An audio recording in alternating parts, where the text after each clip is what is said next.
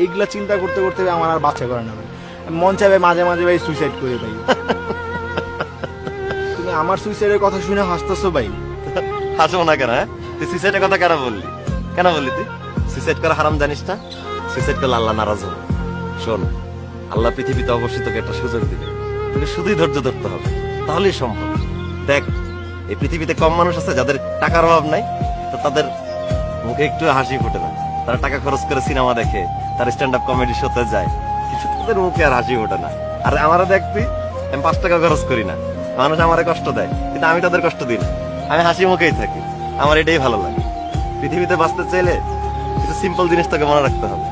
কাউকে কষ্ট দেওয়া যাবে না, কারো পিছনে মিথ্যা কথা বলা যাবে না, কারণ আমি বদনাম করা যাবে না। কেউ তোকে কষ্ট দিলে তাকে কষ্ট দিয়ে উত্তর দেওয়া যাবে না।